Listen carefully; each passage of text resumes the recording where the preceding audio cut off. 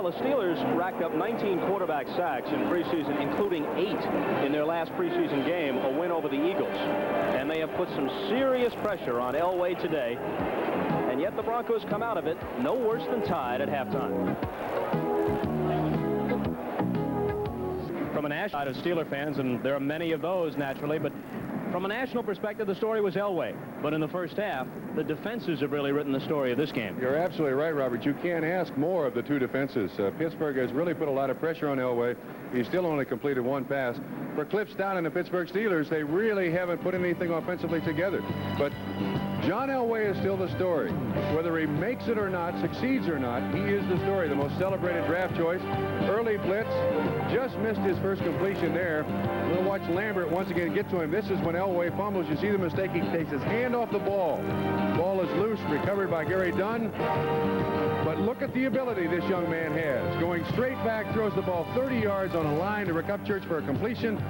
And Denver's only scores. Sammy Winder gets down to about the 1-yard line. They finally pop it in after 3 tries. Winder again. And we'll be back to Pittsburgh 7-7 after this. You're about to see the biggest news in small pickups. Ford. Broncos will get the ball to start the second half. Gary Anderson, who pretty consistently puts it at the goal line or into the end zone to kick for Pittsburgh. Zach Thomas, number 82, and Steve Wilson, number 45, of the deep men.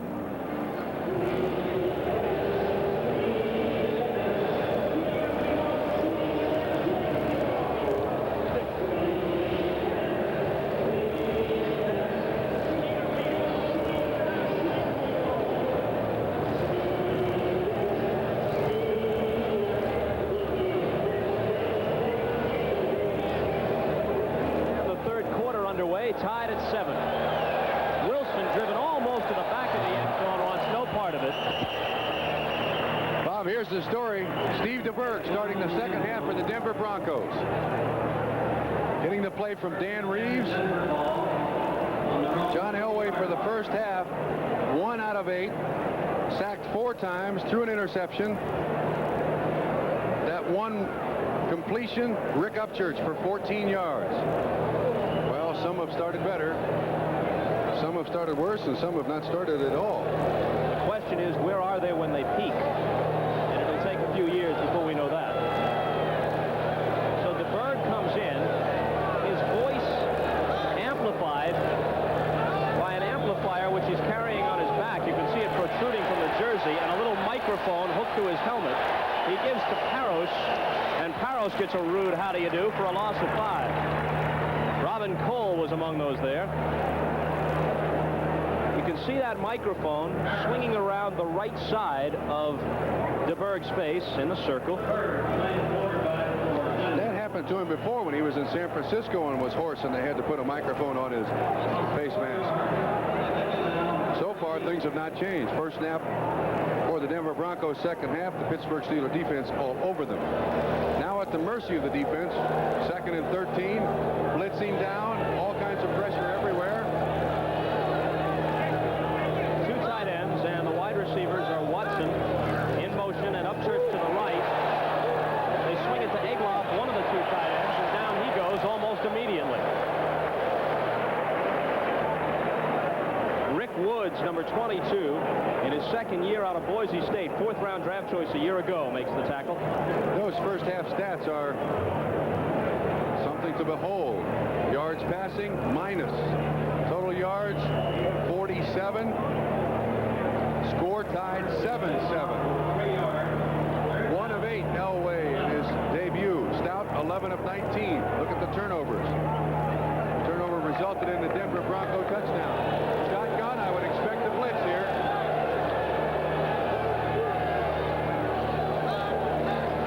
Third down, and they need 11. DeBerg, down he goes. Elway received the same treatment 4 times in the first half, and DeBerg is initiated here on the opening series of the third quarter.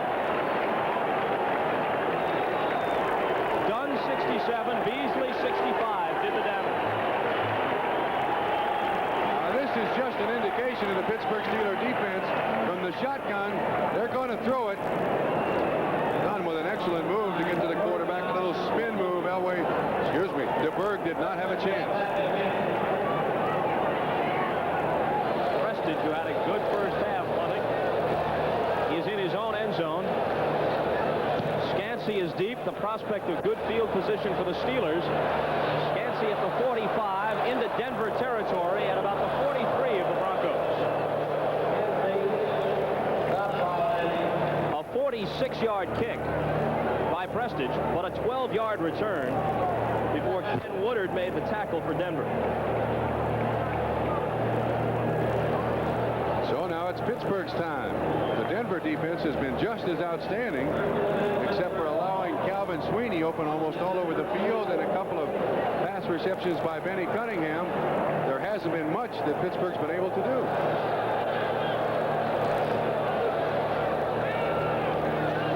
Stout, another first down pass. That was par for the course in the first half. Broken up and nearly intercepted. Dennis Smith had a crack at it after Louis Wright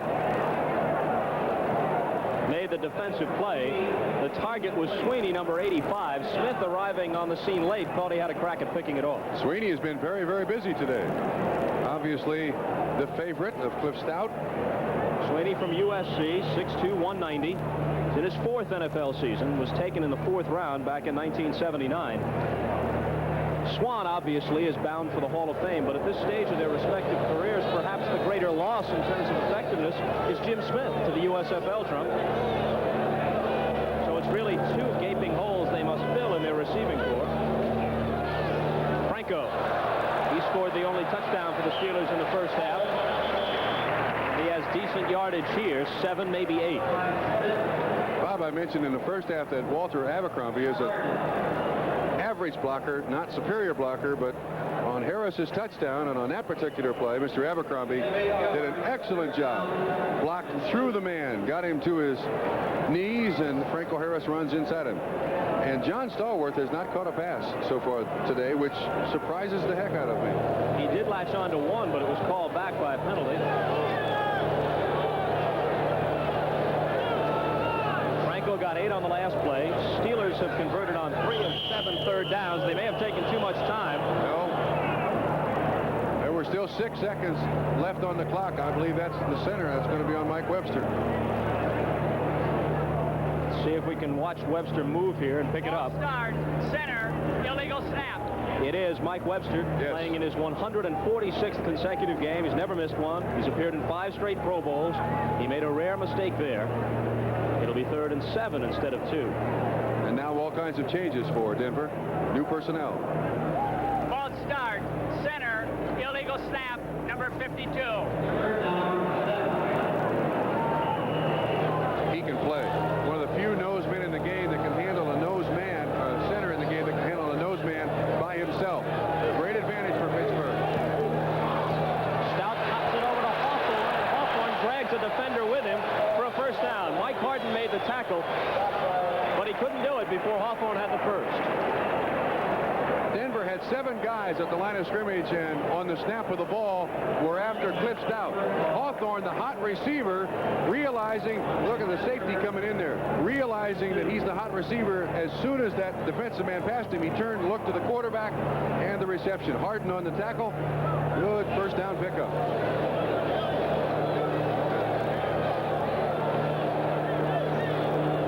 And the first down recorded at the 32 of Denver. Here's Sweeney in motion. Stout rolling right. Chavis chasing him. Stout gets outside. Stout is to the 15-yard line for a first down. He got 16 on the play. Stout is no slouch when it comes to athletic ability. Good naked reverse, I believe that was, or naked rollout. I believe that was instituted by the Cincinnati Bengals. Generally, there is a tight end coming underneath from the backside to be a receiver if there is pressure on the quarterback, but an excellent run. Uwe von Schaman has kicked 3 field goals in that Miami-Buffalo game. 9-0 Dolphins over the Bills. Is it snowing in Buffalo? Couldn't be, not even there. First week in September.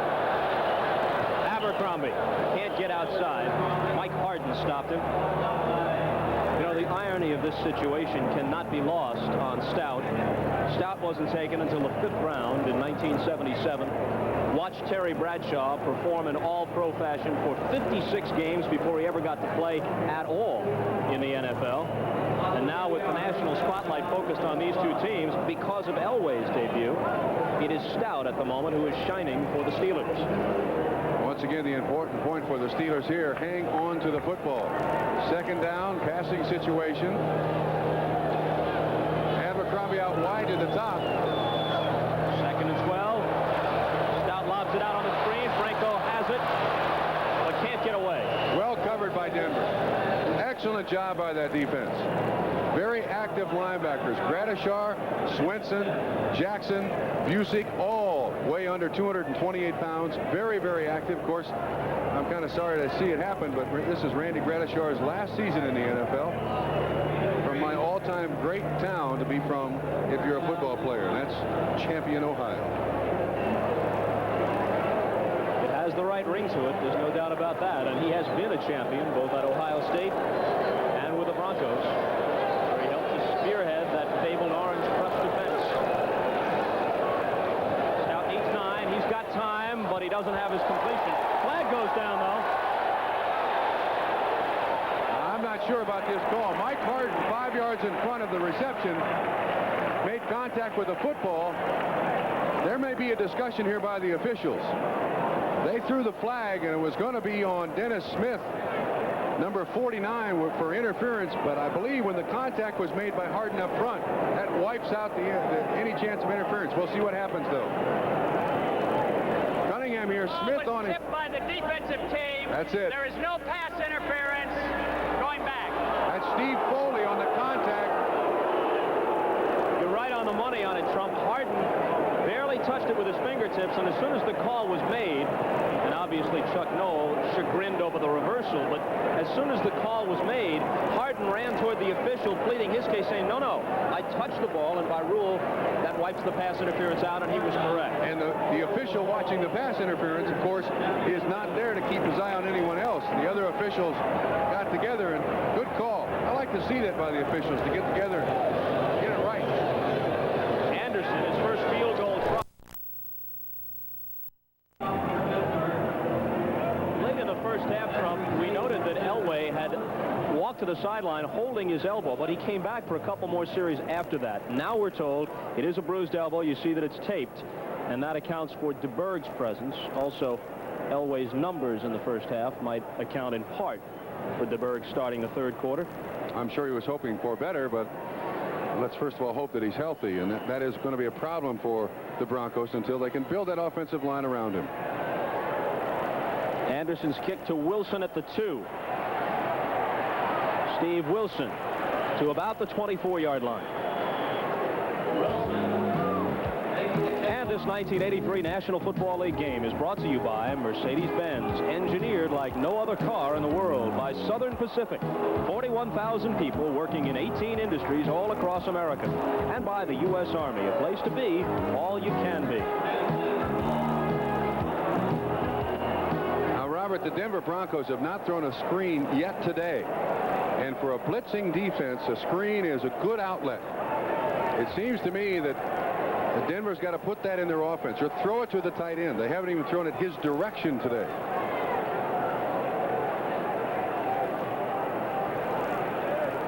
There's the tight end right in motion. DeBerg trying to get out of trouble and does. Running for his life, but nonetheless took a lick as he went out, and they're going to call Robin Cole for that. He hit him as he crossed over out of bounds. We've got 2 flags, Bob. One at the snap and one on the sideline.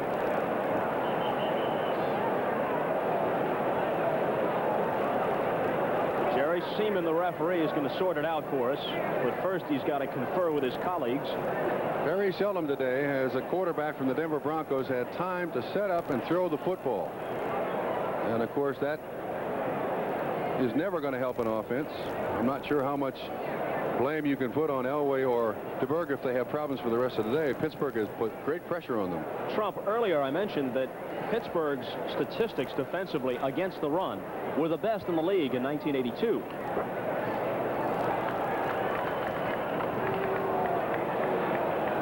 take the bigger of the 2 penalties, I believe. Yes. And they face it off against the Steelers. Now, part of the reason why, obviously, the Steelers were effective against the rush, at least statistically, is that teams were throwing the ball against them quite a bit because they had excellent success in that regard.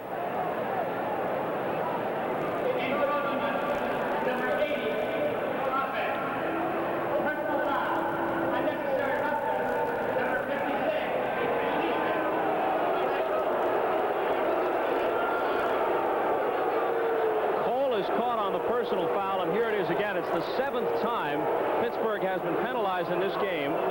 5-6 years ago, no way that call is made, but they are protecting, especially the quarterbacks, much more zealously than they once did. That's the 7th time Pittsburgh has been penalized for a total of 96 backward yards. Here's Winder carrying, and Winder is into Steeler territory at the 49 and loses the football. Now here's Cole, who goes from goat to hero in one play. That's the same play that the Denver Broncos scored the touchdown on. Underneath handoff, weak side sweep. Excellent job by Winder. He just lost the ball on a good hit. Watch DeBerg. Steps back, Winder underneath. Good pull. And it's loose. Good call. Cole right there to pick it up. And once again, great field position in Pittsburgh with the ball.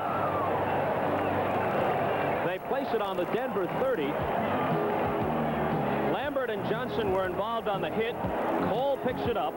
The turnovers are even. The Steelers have a 3-point lead and the ball when we come back. In investments, as in life, the only thing you can be certain of is change. At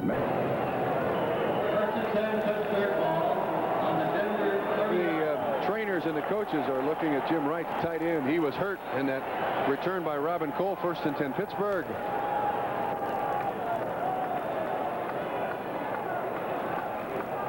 Stout gives to Franco from the Denver 30. Breaks a couple of tackles and struggles forward for a gain of 7. Steve Foley will get credit for the stop. Frank Pollard now in the ball game for the Pittsburgh Steelers. It does appear that they're going to conservatively run the ball down the field now. Pollard, the best blocking back that the Pittsburgh Steelers have on their roster presently. And he's a good escort for Franco Harris. The way the Steeler pass rush has been teeing off, if they can establish any kind of bulge here, it's going to be awfully tough for Denver.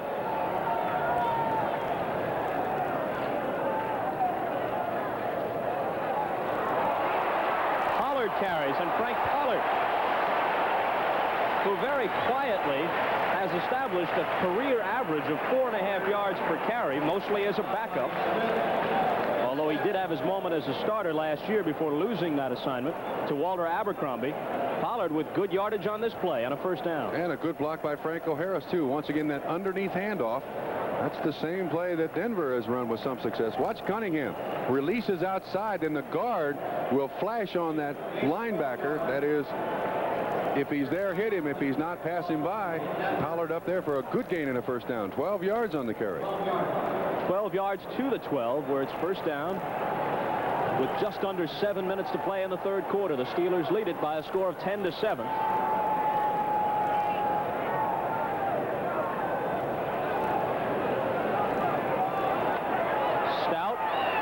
To the end zone, intercepted, picked off by Louis Wright.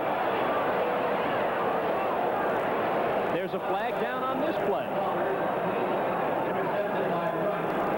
No reason to throw that football. Pollard was not even close to being open. I don't see the flag. My mistake, Trump. My mistake. There is no flag, and the interception stands up. Once again, you can see he was not ready to throw it. He threw it instead. Louis Wright clearly in front of the receiver, Frank Pollard. Should have kept that one right where it was, in his hand. A look at what's happened on Denver's previous possessions. The one time they scored after a Franco Harris fumble gave them the ball at the Pittsburgh 20. Sammy Winder carried 4 times and eventually got it over. Here's DeBerg to Winder, and 3 yards on 1st down. Interesting call.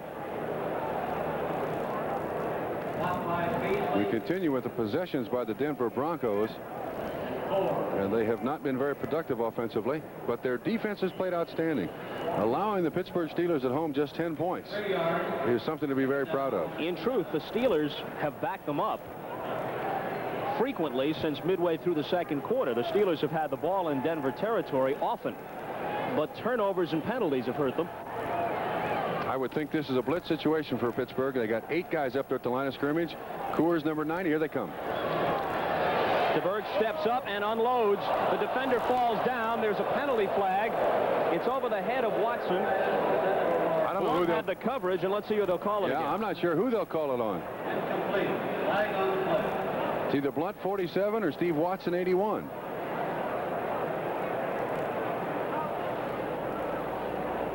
There it is against the Pittsburgh Steelers, Mel Blunt, who is, even after 14 years in the league. Watch him at the bottom of the screen. You'll see the contact. Watson a little move inside, and then, yes, good call. And I'm sure Mel knows it. Automatic first down. Doesn't give him a lot of yards, but nevertheless, they continue with the ball. Pittsburgh has been penalized for over 100 yards. Number 47, defense, first down. 8 separate flags have been thrown against them. Jackson and Wright have interceptions for the Broncos. Rulon Jones has 2 fumble recoveries.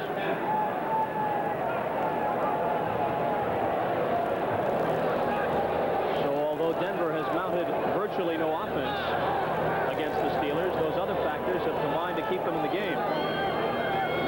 By just 3 at 10-7, and Winder bursts up the middle and gets 8 on first down. Robin Cole makes the tackle.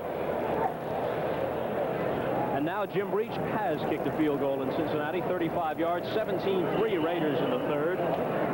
Minnesota-Cleveland is 17-14 now. Brian Sipe to Mike Pruitt at the start of the third quarter. 6 yards and a touchdown to pull the Browns closer. Atlanta leads Chicago 13-10.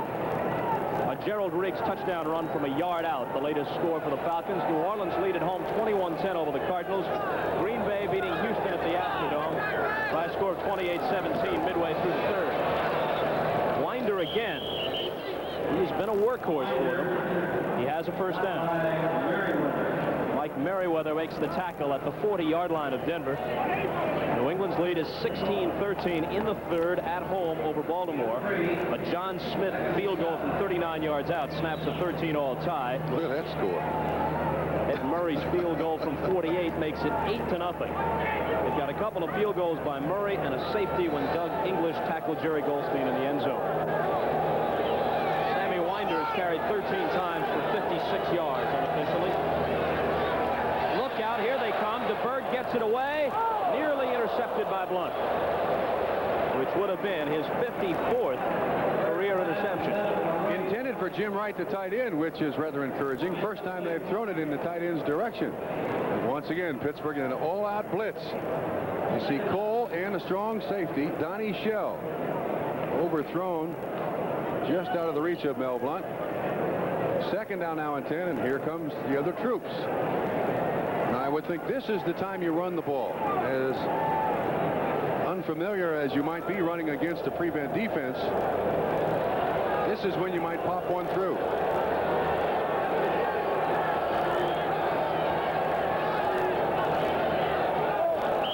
Left tackle. Nope, tight end. 87, Jim Wright. Jerry Seaman knows for sure. There's Wright, the suspected culprit. This has been a sloppy game offensively for both teams. Turnovers, penalties. Some of that can be attributed to the excellent defense which each has played. But mistakes in offensive execution have to bear part of the responsibility. And it is Wright. Maybe because DeBerg can't really shout out the signals. Players are having a difficult time hearing what he has to say.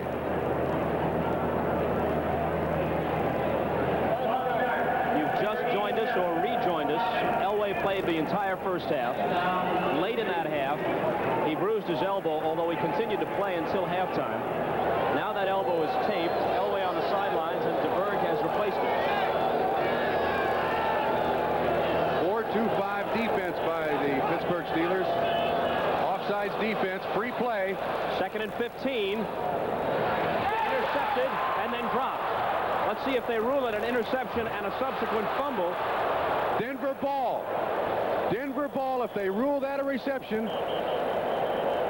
Wait a minute. How can they say Pittsburgh? It was an interception, Trump. Oh, excuse me. Interception. I apologize. That's why. Thank you very much. I got a little out of control there, but it's going to be offsides on the defense, so it'll be brought back. Sam Washington in as an extra defensive back. Number 41 makes the interception. Offside. Number 67. Defense. There it is. That's clean. Takes a couple of steps, so it's a fumble. Donnie Shell goes after it. Rick Woods also goes after it. Nobody can pick it up. It goes out of bounds. So on the basis of that play, it's Pittsburgh ball at that spot. But we come back to the original infraction, which was an offsides against Gary Dunn of the Steelers. And the Broncos pick up 5 yards to the 40, and the interception is erased. Got a little excited there, Robert. It happens to us all. Yes. If the ball had gone out of bounds and Upchurch was the last one to have control of it, it would have been Denver's ball. Not a bad play. But 2nd and 10.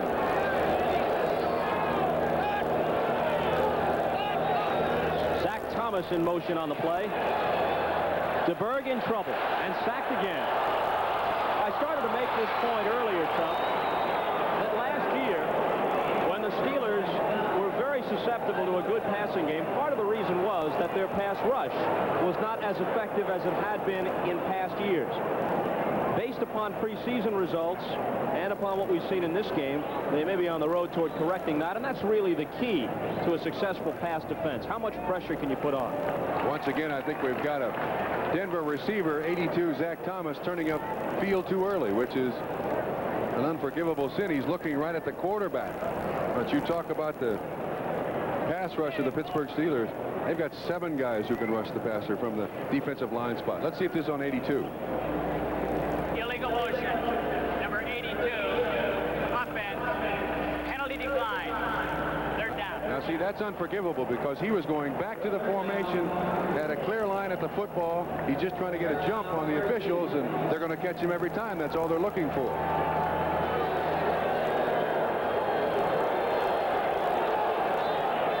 Denver is just 1 of 8 trying to convert on 3rd down.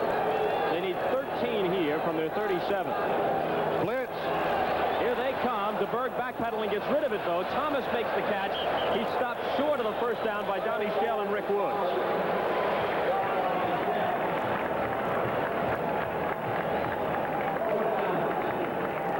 Watch the blitz from the outside. 33, Harvey Clayton. And the hot receiver makes the catch, but Pittsburgh wins the war. They don't get the first down. Denver's got to punt it. Harvey Clayton, a free agent rookie out of Florida State, in as an extra defensive back in that set. Putting the pressure on DeBerg. Prestage to kick again. Paul Skansky lets it bounce. Still not down. Surrounded by white shirts at the 16-yard line.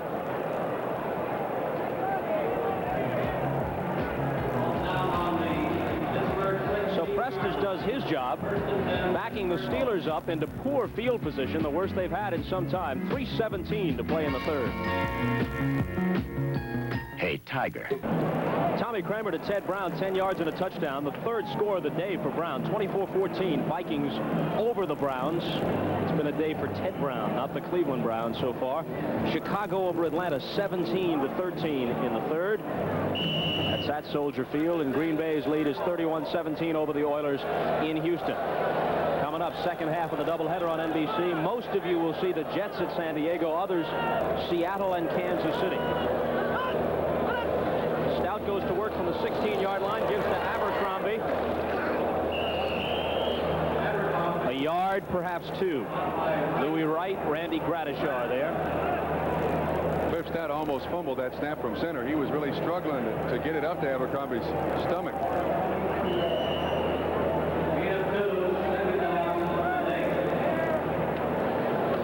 There's the time remaining in the 3rd quarter. In inside 3 minutes. 10-7 Steelers.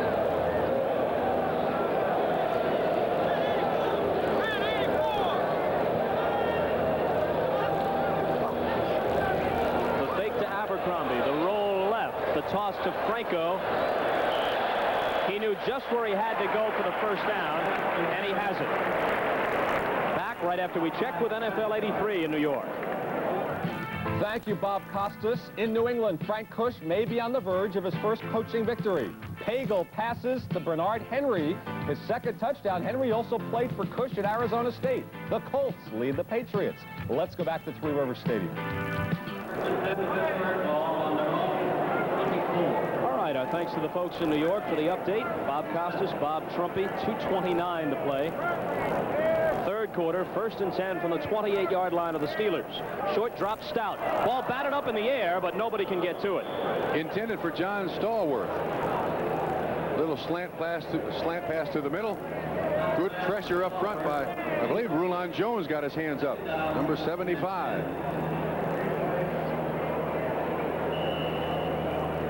I can't really pick out who that is. Rulon Jones has already had a big day, Trump. A couple of fumble recoveries when Franco Harris coughed it up. That's the bad news for Franco fans. The good news, he scored the only Steeler touchdown, the 94th TD of his career. Here's Franco carrying. Flag flies as Franco goes down at the 30-yard line. I believe they're going to get Benny Cunningham holding, number 89.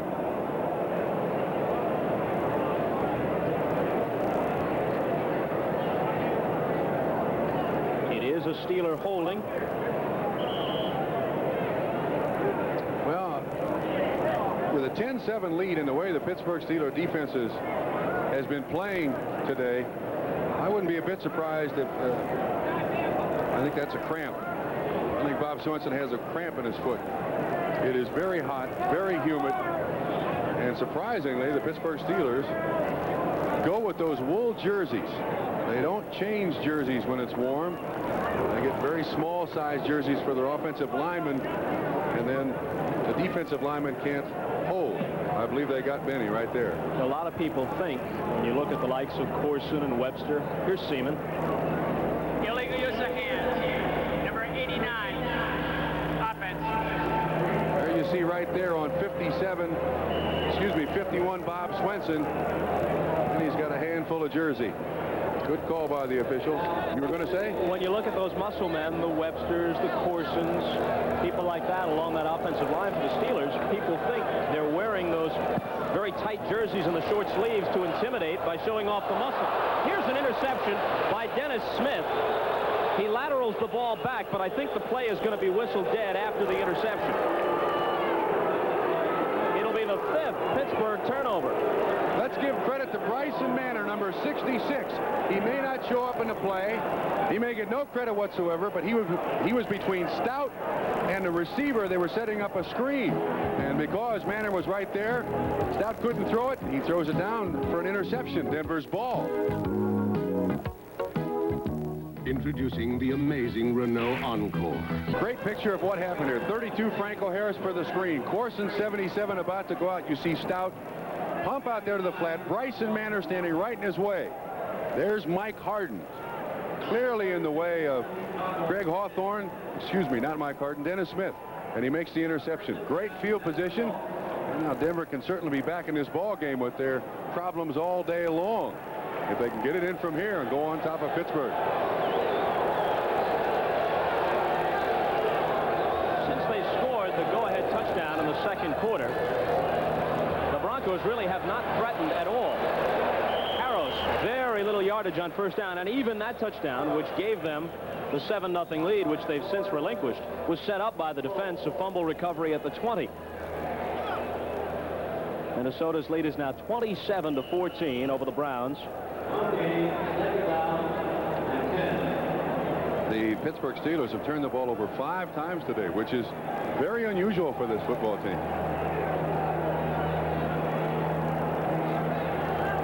I'd say this is a blitz down.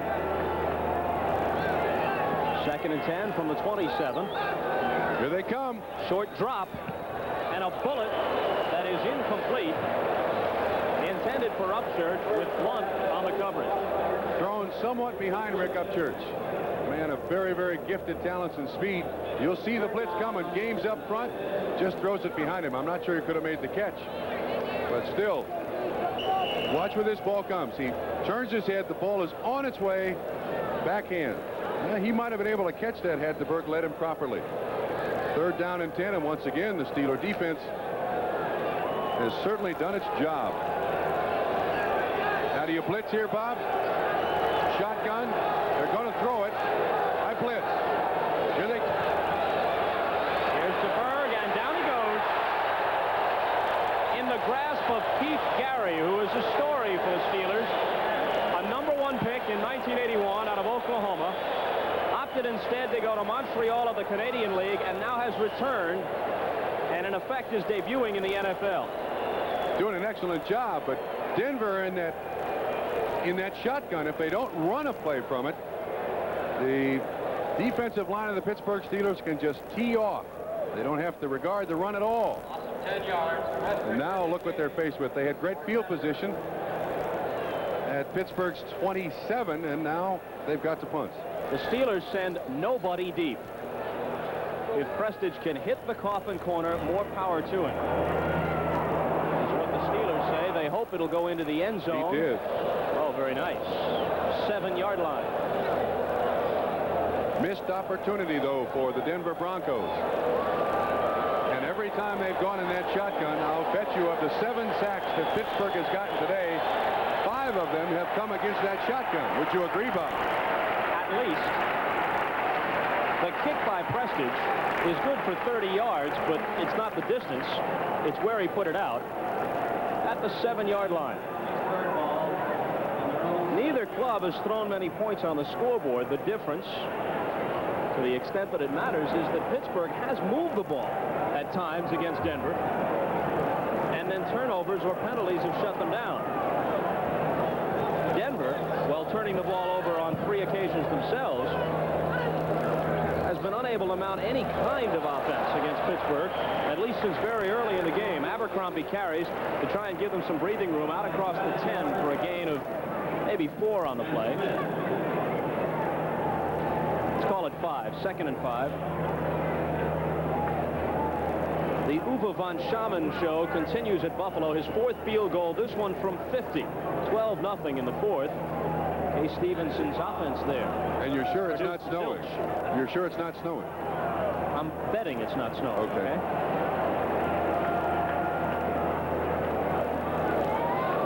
What makes you suspect it is? Just because it's Buffalo? Low scoring. Abercrombie gets the first down. Abercrombie, a #1 pick out of Baylor last year, hurt his knee in preseason. He's slow to get up here. Didn't play in a regular season game until after the strike had ended, so his progress was slowed. Came on late last year. Gets them the first down here at the end of the 3rd quarter. 10-7 Steelers. Back after this from your local station. Beth, I have something to tell you. He still hasn't gotten up, Trump. And they're bringing a stretcher on the field. Yes, excuse me. He was hit a good solid shot by Dennis Smith. Tom Jackson spins him around, and just as Abercrombie goes down, look to the right edge of the screen. You see his head really get snapped to the side. The doctor suggested the stretcher. Abercrombie gets up. I've seen a lot of players feel a lot better in a split second when the doctor pulls a needle out to shoot it in the ball of your foot or in your elbow or shoulder. Say, Doc, look, it's feeling a whole lot better. Can we put this off? So the stretcher goes off one way, and Abercrombie comes off under his own power the other. We start the 4th quarter. 1st and 10 from the Steeler 20. They lead it 10-7.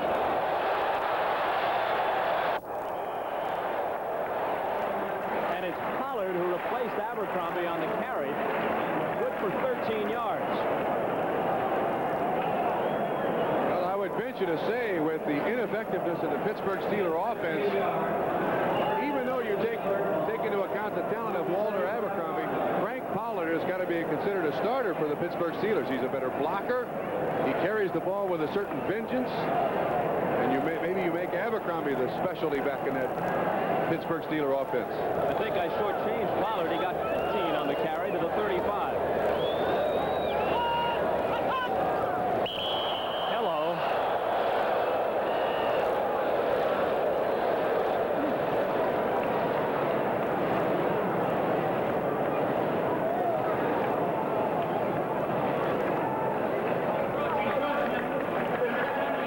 Encroachment is the call against Denver.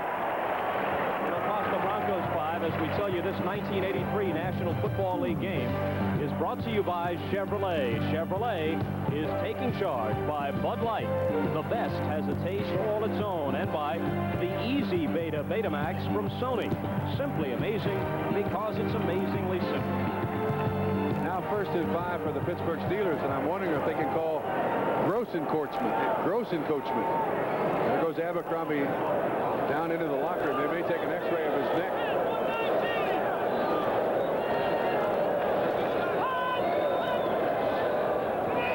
The handoff is to Pollard coming outside. Pollard has the first down and a gain of 6, perhaps 7. Good call, Denver Broncos in a blitz. Benny Cunningham did an excellent job on the strong side. Pollard has been impressive. Of course, he's fresh. Has not played a great deal today, but every time he's carried the ball, he's picked up valuable yardage for Pittsburgh. The Raider lead is 20-3 in the 4th at Cincinnati. Chris Barr has kicked his second field goal, this one a 39-yarder. Marcus Allen has a pair of touchdown runs.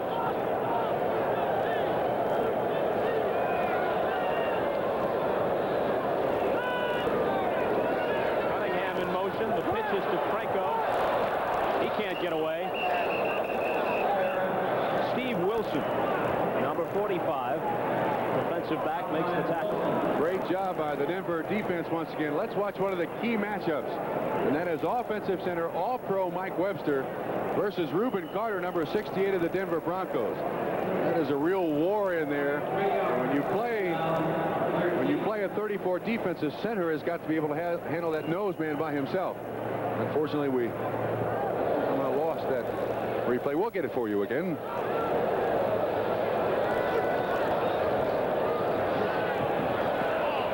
Needs 13. Drills Stallworth.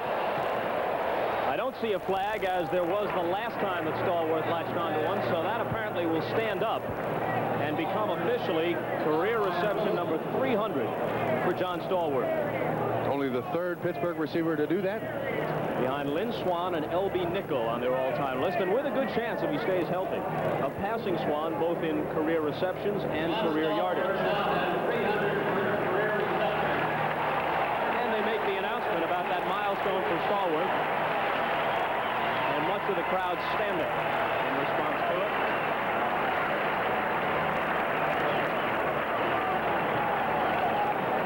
Close enough to measure for the first down.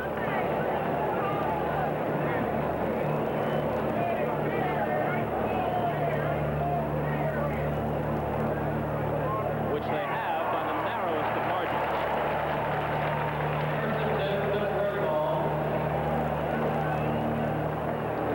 Trump, before developments on the field caused us to turn our attention elsewhere, you were making the point about the tight jerseys worn by the Steeler offensive linemen, and it's for a reason, so they can't be grabbed by the charging defensive players, although many people, casual observers, think the reason is to intimidate and to show off the muscles. It also serves that purpose indirectly.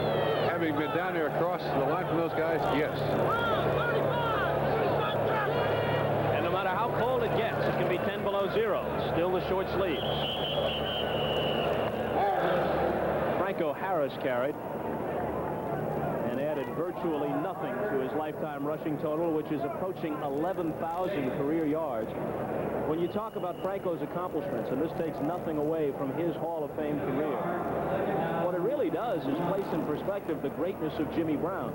Franco may pass Jim Brown on the all-time list, but he'll have many, many more carries by the time he does it. He may pass him on the all-time touchdown list, but he'll have many, many more games played than Jimmy Brown by the time he does it. Stout in some trouble, which he can't escape. He throws the ball. I spoke too soon. He got it to Franco as he was going down.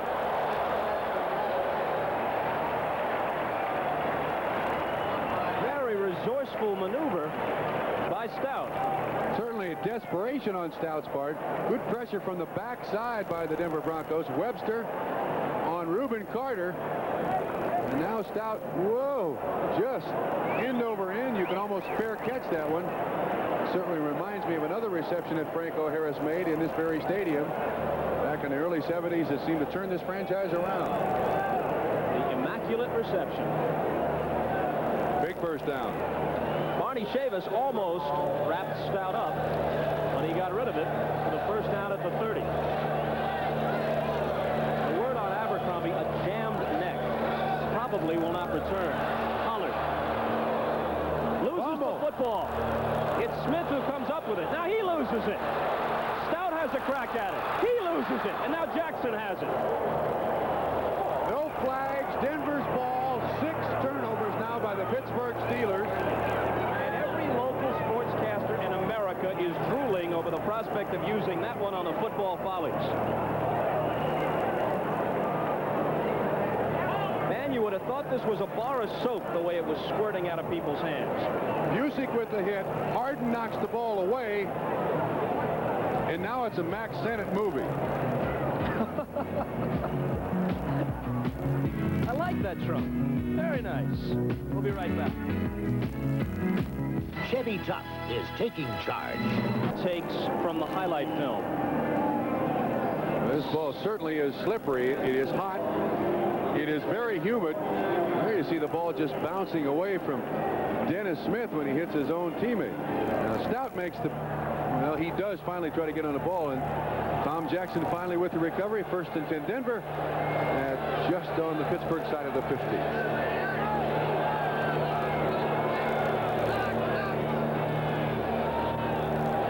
DeBerg with lots of time. Upchurch, was he in bounds? No. No. The first times DeBerg, since he came in the ball game, has had time to set up and throw the football. Look at that, 9 turnovers for the two teams, plus 18 penalties.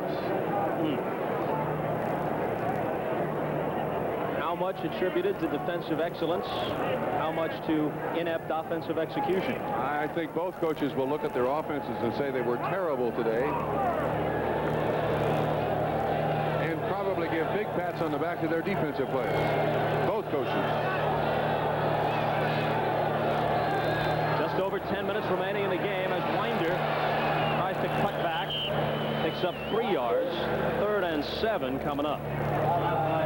Denver has featured that running play. About the only running play they've run all day long with any consistency. Now we've got passing situation for Denver coming in with 2 different running backs, an extra receiver, and wholesale changes by the Pittsburgh Steelers. 4 men up front, 2 linebackers, and that leaves 5 defensive backs.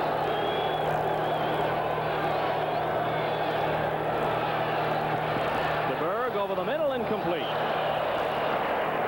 Winder slipping out of the backfield was the target. And he had time. He should be very upset with himself. For the first time, look at that. Wow. They were minus yardage in the first half. 26 total yards passing, but that should have been a completion. Once again, the pressure of the defense. It didn't get to him that time, but it affected his throw. Elway trying to encourage DeBerg. From all reports, Elway is extremely popular with his teammates. There is little, if any, resentment over the lucrative contract and all the attention that he has generated, and much of that can be attributed to the fact that he himself doesn't buy his own buildup. He's been able to keep it in perspective, and his teammates appreciate that. Preston tried to drop it inside the 10, but it took a Pittsburgh roll for the touchback. The Steelers get the ball back at the 20-yard line. It's hard to believe, with all the excitement that we've had, it's just a 10-7 game with 9:18 left. Primetime baseball Tuesday on NBC. It starts at 8 Eastern time. The Yankees at the Brewers, and both those clubs just trying to stay close enough to make a move against the Orioles, who really are playing terrific baseball the past couple of weeks. The Angels will be at Toronto, where the Blue Jays had pennant hopes until recently. A lot of tough losses in the ninth and in extra innings the past couple of weeks, all that knocked them out of contention. Pollard carries. 2, maybe 3 yards for him.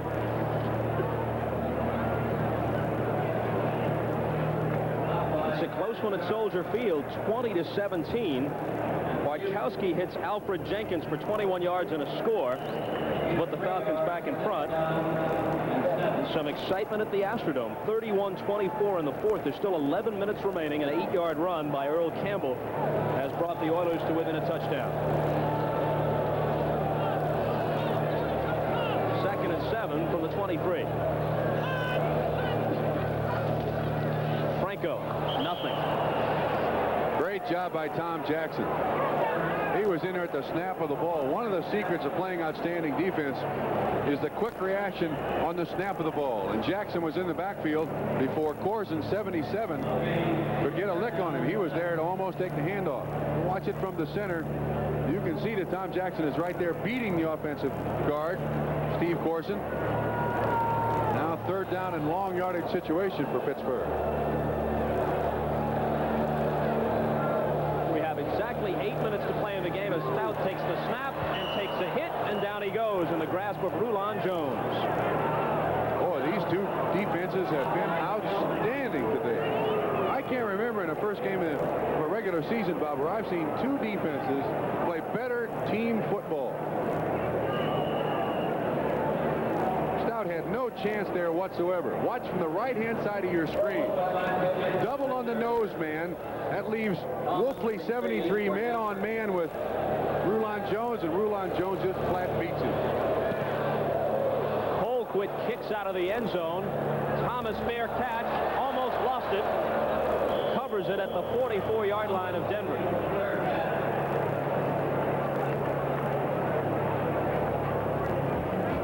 So 7 minutes and 36 seconds remaining, and almost all the celebrating today has been done by the defensive units.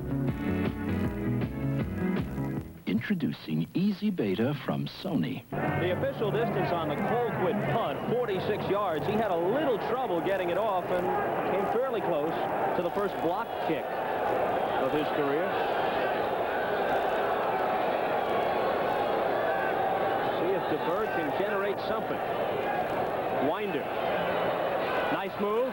Pittsburgh territory around Blunt. Blunt and Shell eventually drag him out.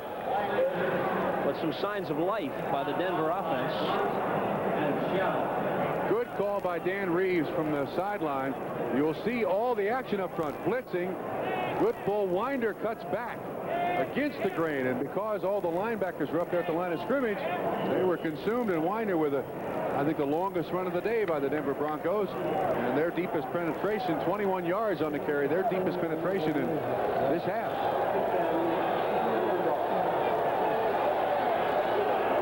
From the 34 of Pittsburgh, and despite all the wacky plays they've been involved in, trailing by only 3, Nathan Poole carries. The Denver ground game comes to life. Rather interesting. Denver's had very little success throwing the ball, so there's no real threat behind the defensive line, and yet they run a draw for 9 yards. A draw is supposed to be set up by a pass, and when you can't pass, generally the draw does not work. 2nd and a short 2, we'll call it.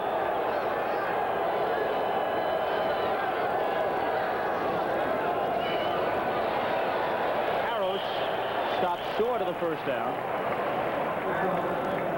Is it possible they could be stopped again?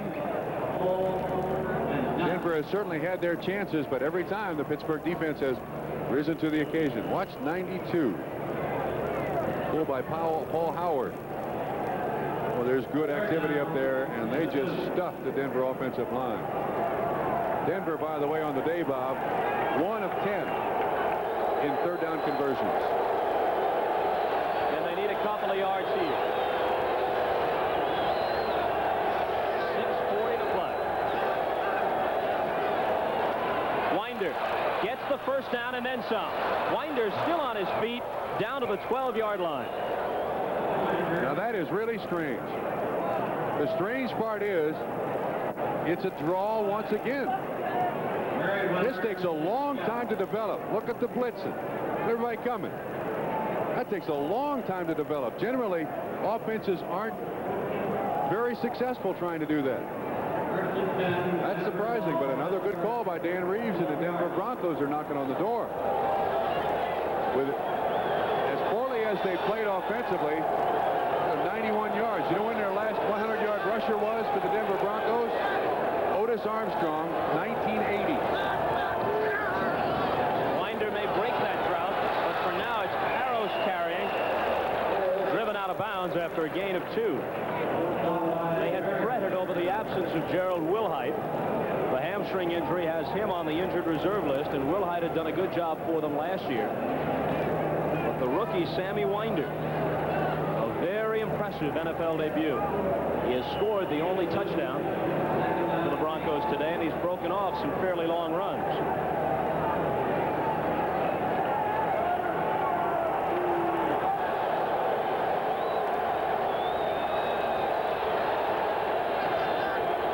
Let me correct myself on Winder.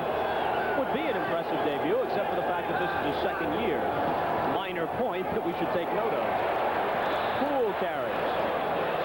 He takes some people with him down to about the 5. And Bob, they found a weakness somewhere, because that is another draw.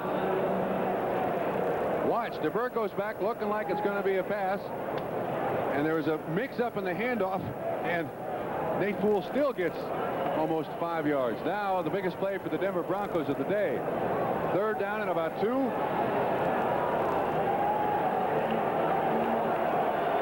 And 5:10 on the clock. The field goal is almost assured, but this is another missed opportunity if they don't get it in the end zone, or at least get a first down.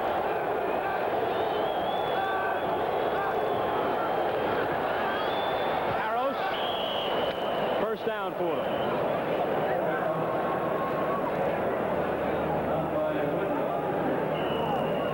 They're picking on the interior of the defensive line of the Pittsburgh Steelers.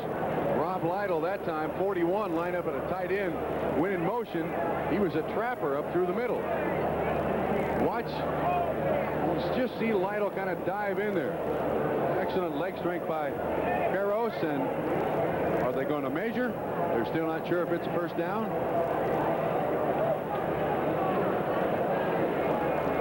Hobbling off is Gary Dunn, number 67. The way he's running, looks like he has a cramp. The Steelers are nothing if not deep along that defensive line. It is the first down by half a football. It is hot. It is very humid. Both these defenses have been on the field for an extended period of time. I'm sure to them it'll seem like a week when they look at those game films come Monday or Tuesday, and the offense for both these teams will be out in a matter of seconds. There's not much to look at. Most important thing here for Denver, hang on to the football.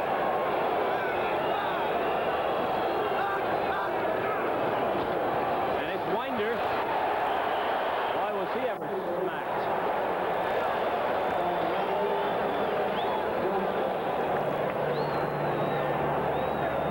Lambert and Johnson were there for the stop.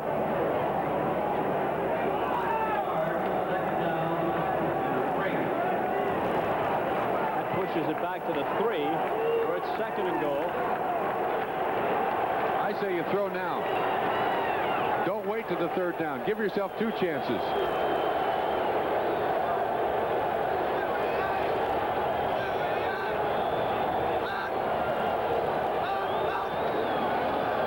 They go with the pitch to Winder, trying to turn the corner. Can't do it. The Steelers hold a team meeting on his body after a very short game.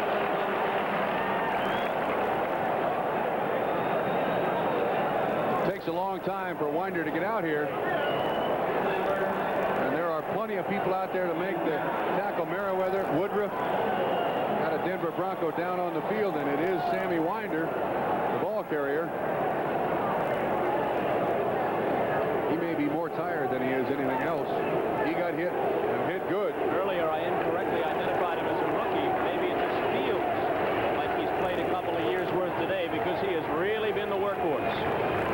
Around the 100-yard mark in rushing, he scored a touchdown. 3:23 on the clock. 3rd and goal from the 2 coming up, and we'll return to Pittsburgh in a moment. Sammy Winder, who unofficially has 94 yards, leaves under his own power.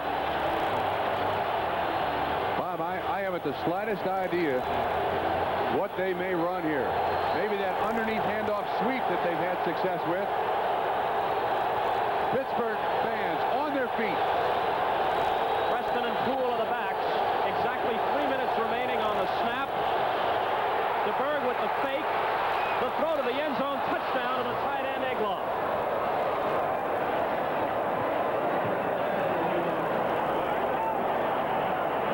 An offense that had been all but comatose for the Broncos comes alive. There's a flag on the field. I think that was after the play. They're going to get unsportsmanlike conduct on a Denver player and a Pittsburgh player, I do believe. Personal foul, number 41, Denver.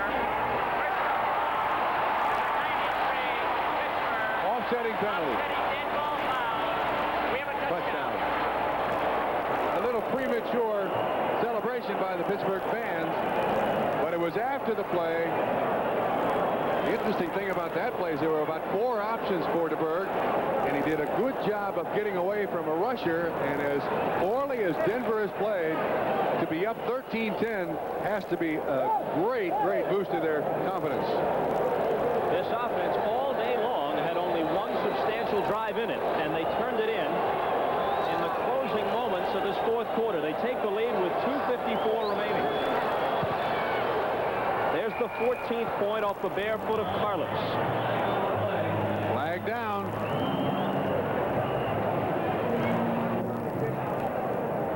Well, what a busy day for Jerry Seaman and his crew. Here's the touchdown again. Fake trap. DeBerg avoids Little. Egloff standing out there by himself. Robin Cole was the closest man to him. And boy, oh boy, is that a gigantic play. You see Egloff 85 in your picture blocking. I don't even think he was intended to be a receiver. When that play was designed, he was there for protection. But because of the time involved, being a veteran receiver and knowing what's going on, he sneaks out, catches a touchdown. Holding, number 53, offense.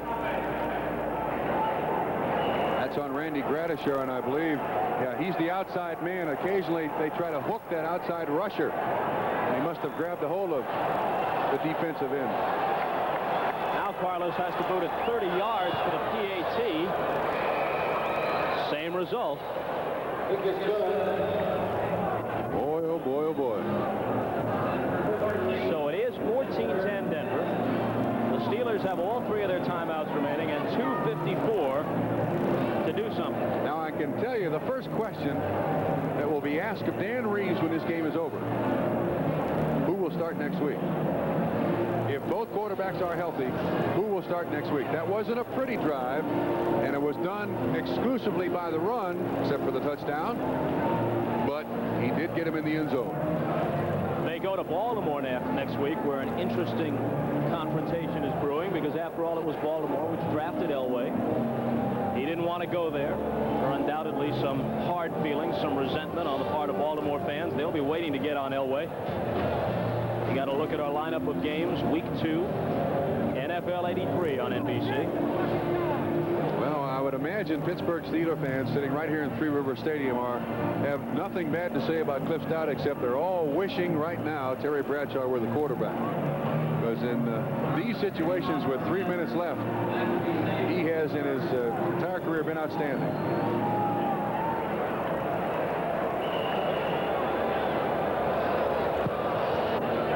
And the kick by Carlos. Henry Odom. Does he want to bring it out? No, he wants to touch that. Now it's up to the Denver defense to hold them one more time. Look at the first down yardage for this. That's the first half. Steelers lead. Second half, Broncos lead. And that first down yardage is so critical nowadays in the NFL because second down and long, the defense changes completely. We're required to tell our listeners, Trump, that this telecast is presented by authority of the National Football League. It's intended for the private use of our audience. Any rebroadcast or other use of this telecast without the express written consent of the Pittsburgh Steelers and the NFL is prohibited.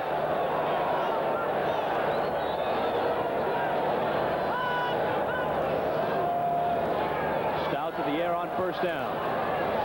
Lobs it out to Pollard. He's out of bounds. They don't have to expend a timeout, but the gain is short. Only about 3 yards.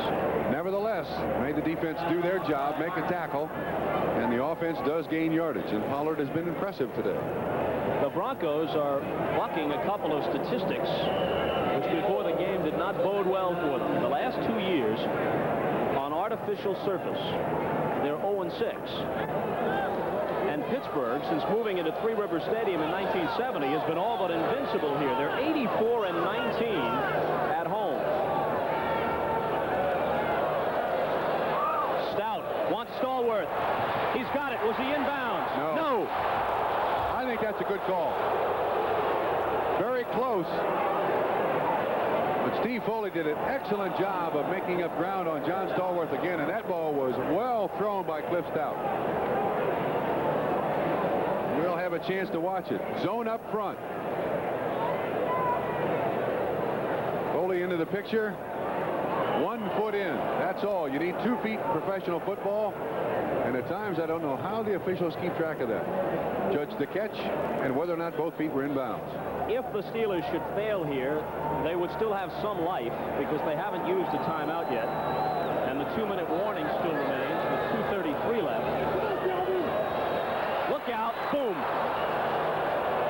Well, if they were entertaining any thoughts at all, as Carl Mecklenburg turns in the sack, a rookie from Minnesota, if they were entertaining any thoughts of going for it on 4th down, which I guess would have been possible on 4th and 6, that was erased with that sack. 4th and very long yardage. You know, coming into this ball game, you would think the strength of the Pittsburgh Steelers was their defensive line and their offensive line, and yet they have been sacked, as you just saw the stat, 4 times today. Rather unusual. Certainly something for Chuck Noll to vent his anger about. Colquitt kicks. Thomas Fields at the 45 to about midfield. 42-yard kick for Colquitt. Let's give Thomas a 5-yard return. There'll be 1 snap from center before the 2-minute warning. The problem here is, unless the Broncos fumble, even if they don't get a first down, any kind of decent punt is going to back the Steelers up with very little time remaining, and they're going to have to use their timeouts just to hold the clock in check so they have any chance at all. You know, there were people in this area, and I include not just this area, around the country, who figured this game to be a whitewash for the Pittsburgh Steelers. Elway, Cincinnati coming back, 2010 now, the Los Angeles Raiders in the 4th quarter. But Elway has had very little effect on this football game, and he was the star coming in. Sammy Winder. Wow, Houston has come back. Sammy Winder has really turned out to be the star of this football game and the Denver defense. It's Parros who carries with one real objective, to protect the football. The clock will stop at 2 minutes after a gain of a couple of yards. And again this year at the 2-minute warning, we're going to be treated to some of the most exciting finales from NFL history. Chuck Noll hopes another one is brewing here. We call them fantastic finishes, and here's a look at one of them. 2 minutes remaining here. Denver up 14-10 and with the ball. 2nd down and 8 on the next snap, and as soon as we are finished here, it'll be the Jets at San Diego for most of the country. Dick Enberg and Merlin Olsen to call the action. Others will see the Seattle-Kansas City game. Well, if Denver comes out of here with a victory, and they were about a touchdown underdog at kickoff time, they will not have accomplished it the way their fans would have imagined. They would have thought if they were to win today, it would be on the strength of an impressive Elway debut. Elway had a very rocky first half. DeBerg relieved him in the second half. The Denver defense really has been the story. But DeBerg was able to engineer one drive of slightly more than 50 yards late in this fourth quarter. And that's the difference right now. Watson in motion. The pass is the furthest thing from their minds. Oh, yeah? I spoke too soon. Look at this. Hello. Jim Wright. Great job by DeBerg. An excellent fake. And that's the first pass reception by their tight end. Someone that they must use more of. Just more options for the quarterbacks at Denver. The Steelers have 3 timeouts left. Still a glimmer of hope. Let's go to New York. Well, Bob, more heartbreak for Colts fans. Look at this play. The Patriots have the ball. This is not a handoff. It's ruled a lateral, a backward pass. It looks like a good call. So this 99-yard return for Baltimore does not count. New England has just taken the lead, and maybe Frank Kush will not win his first game yet. Unbelievable. Frank Kush will be the subject of our Chronicle next week. He should have a lot of things to say. New England is now taking the lead. Let's go back to Pittsburgh. All right, thanks very much, Len Berman. Here we have 1 minute and 47 seconds remaining. And a first down for Denver at the 27-yard line of the Steelers. Bob, as difficult as it's been for Denver to have time to throw the ball, that was a very gutsy call by Dan Reeves. Rollout, DeBerg did a great job selling it, because Denver had been able to run the ball on that sweep rather successfully. And I'm sure the instruction was, if he isn't open from here to Philadelphia, you don't throw it at all. You just go down with it. Correct.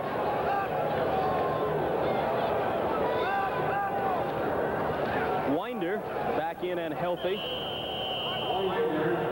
Wrapped up and thrown down by Keith Gary. Now the Steelers stop the clock. 2 left for them. To put this game in perspective, there's the final. The Raiders over Cincinnati, 20-10. Miami wins it on 4 Uwe von Schaman field goals. 32, 22, 36, and 50 yards. Chicago makes it close, but Atlanta wins it 20-17 at Soldier Field.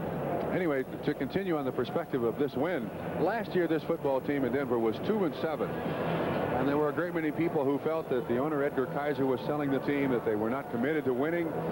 When they traded for John Elway, suddenly a new attitude on the players' part. I think it's been displayed here, a never-say-die attitude, and that's a winning attitude.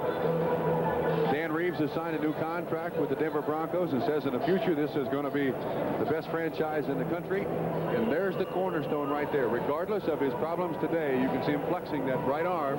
Is a bruised elbow. Certainly not as a lot of people expected. But nevertheless, he is the cornerstone, and if they can win and if he elevates their performance, he has certainly done his job.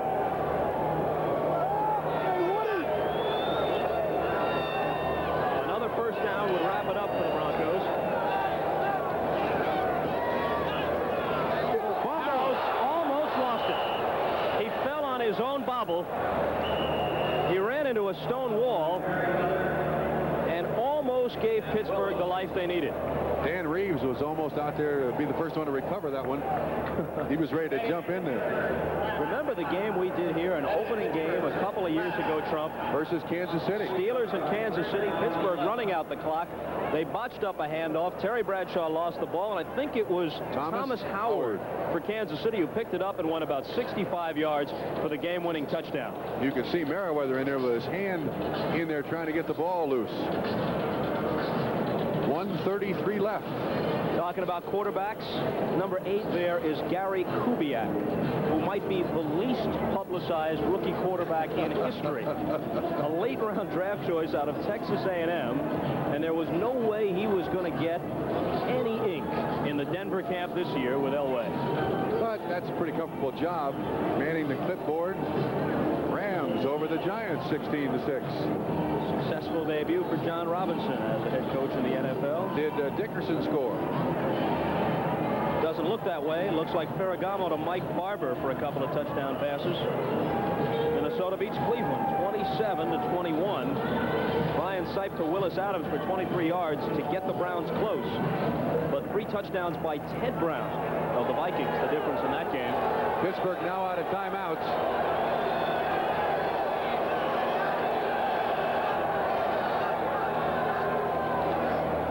Winder goes down.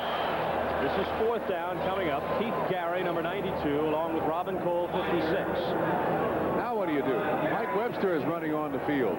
Number 52 standing out there. He thought it was 4th down. Do you go for the field goal or do you punt it? What do you do? You're going to let the clock run down as much as they possibly can. Carlos on the field. Tough choice for Dan Reeves.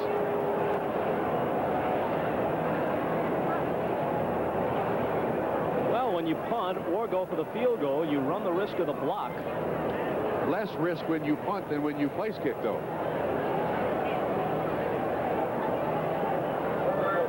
If he's successful, the lead is 7.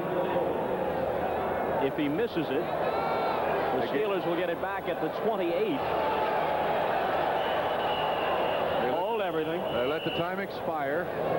Now they'll move back 5 yards, which will make what, a 42-yard field goal attempt. Now does he go to the punter? You know, I think I would. Yeah, here he comes. Prestridge is going to come on the field. Now all you need is a good snap.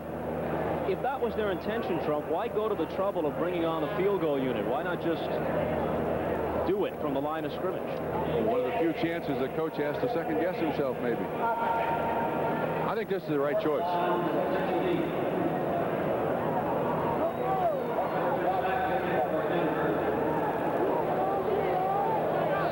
The Steelers send nobody deep. They hope for the touchback in this situation. They hope for the block. The touchback. Obviously, I meant they hope for the touchback in the event. Look at this. Touchback. He's calling that touchback. So they get the ball on the 20. No timeouts. 80 yards to go. 4 points behind. They didn't even get close to Prestridge on the attempt to block. And Stout comes in. Well, if I were Denver and Joe Collier, the defensive coordinator, I think I'd have my defensive backs about 40 yards deep. Let's see what alignment they have here. 4 men rushing, 1 linebacker, 2, 4, 6 defensive backs. Harden and Foley are the deepest 2. Field goal does no good. That helps. Cunningham close enough. It's been that kind of day. That is the most fitting punctuation to this ball game. We got a flag down, Bob, but that would, if that stands, that's the 7th turnover by the Pittsburgh Steelers. And it does appear it's against the Pittsburgh Steelers. It is. 7 turnovers. Number 27, offense, penalty decline, defensive ball. They're calling Greg Hawthorne. I believe he ran a pick. There's Chuck Noll.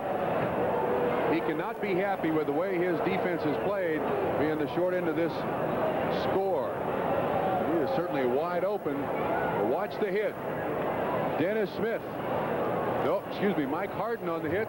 Steve Foley on the recovery. The 7th turnover of the day by the Pittsburgh Steelers. One more snap. Denver will just fall on it. And Denver, a team which has played very poorly away from home the past couple of years, against Pittsburgh, a team which has been extremely effective at Three Rivers Stadium, playing better than 800 football since 1970. Denver comes in here, and without any kind of performance by Elway, they win the ball game 14-10, and their aggressive defense does it for them. And I'll tell you, that plane right back to Denver, everybody wants to be on that plane. That's a great place to be when you win a game you're not supposed to win. Dan Reeves congratulating Steve DeBerg. It's an unhappy beginning for Chuck Noll and the Steelers. Can't fault the defense of either football team. They've played outstanding football. Reeves meets Noll. We were tied at 7 at halftime. Combining on the stop. And the Baltimore Colts now with 23 seconds left and trailing 17-10. And apparently Mike Pagel was severely shaken up because for this final drive. He's been replaced by Jim Bob Taylor, a rookie out of Georgia Tech. He probably went and asked him, Coach, you want me to win it or just tie it up? 11th round draft pick, Jim Bob Taylor. And here is Taylor looking to throw for the first time in the NFL. Penalty marker is down. And the pass is picked off. He was out of bounds. Pass intercepted. But a penalty marker thrown down. Looks like a little offsides to me, Marv. 15 seconds remain. That's the problem there. 3 timeouts, but they won't get a chance to use them all. Dennis Smith picking it off. However, here's the announcement from Gene Barth. Illegal formation. The right tackle was uncovered. Still first down.